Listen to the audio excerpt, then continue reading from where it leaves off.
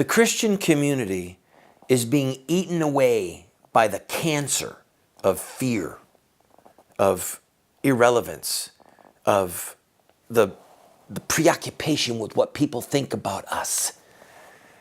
Well, it's time for some radiation treatment with the light of truth.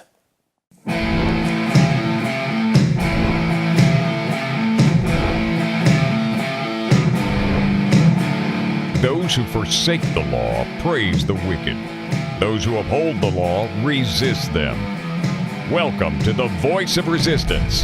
Here's your host, Randall Terry. Welcome to the program, friend. This is the third installment of a speech that I had the privilege of giving recently at a pro-life breakfast to a room full of 40 or 50 people.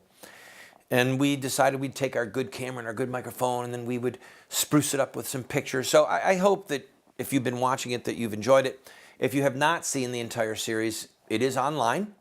Please feel free to go to our website and watch the whole thing. Everything we have on our website is free, including books, tapes, videos. And as a special thank you to those who have stood with us and who are viewers of the program, who've helped us financially,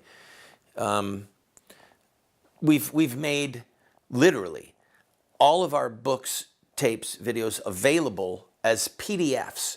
So if you just can't afford to get one of my books that that you hold in your hand, you can download the whole thing for free. All right? Because we're not out to make money, we're out to change the course of human history. This is not a business. This is us trying to be a voice, a watchman on the wall, a crier, calling to people to do what is right. Now, the simple fact of the matter is that the pro-life movement has not succeeded in its mission to make it a criminal act to kill babies. There are reasons why we have failed. In an earlier episode, I talked about Gideon being required by God to tear down the idol that was in his dad's front yard before God let him fight against the Midianites. And I think that the idols in our front yards, the idol of the love of self, the idol of the love of our reputation, the idol of the love of ease and comfort, these idols must be torn down before we could ever hope to prevail against the juggernaut of the death industry that we euphemistically call abortion. So, as you watch this final episode and we do some Q&A, assess in your own heart, what are the idols that are in my front yard that keep me from fighting the Midianite army? The last thing that you mentioned about the images and whatnot, yes, it makes me wonder why we don't see a lot more on media, daytime TV, about these, rallying people to stop abortion. Why aren't we bombarded like a Democratic or Republican campaign during voting season? The question is, why don't we see more images of aborted babies? Or just, stop abortion. Doesn't it have to be images? Well, it needs stopping abortion does need to be said, and child killing, but you need to show the victims, period. Showing the victims is central to victory. It's not an also-ran. When you see the images of the piles of Jewish bodies, you say, no more anti-Semitism. Never again. When you see the skulls from Rwanda, then you say, we're not going to stand by while a slaughter like this happens again. We're going to intervene, right? You understand? The images are central. And the reason that you don't see the images more often is because most pro-life groups have agreed to not show them. If you go to the March for Life, look, when I was in the 1980s, 1990s, when I was there year after year after year speaking at the platform with Nellie Gray, there were signs of dead babies everywhere.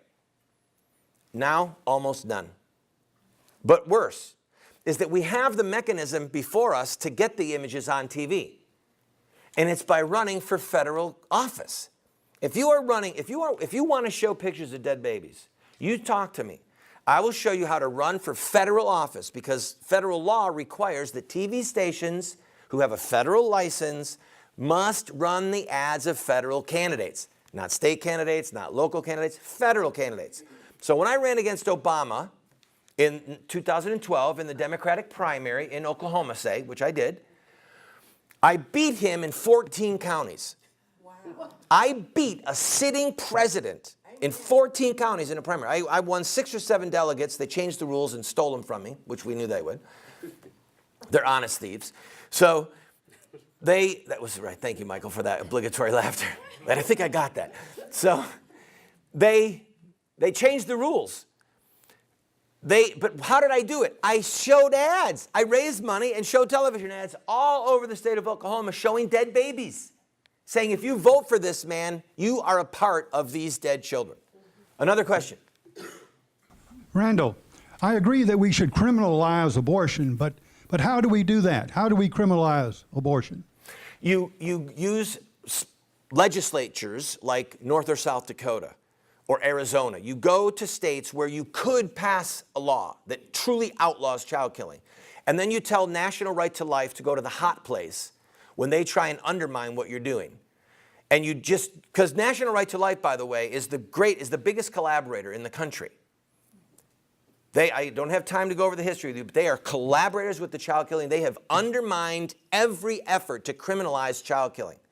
It's not time, it'll just get overturned, blah, blah, blah. So go to a state and take all you can get. If you've got a plane full of hostages, what's your goal? Get every single one of them free, right? And if you can't get them all free on the first visit, what do?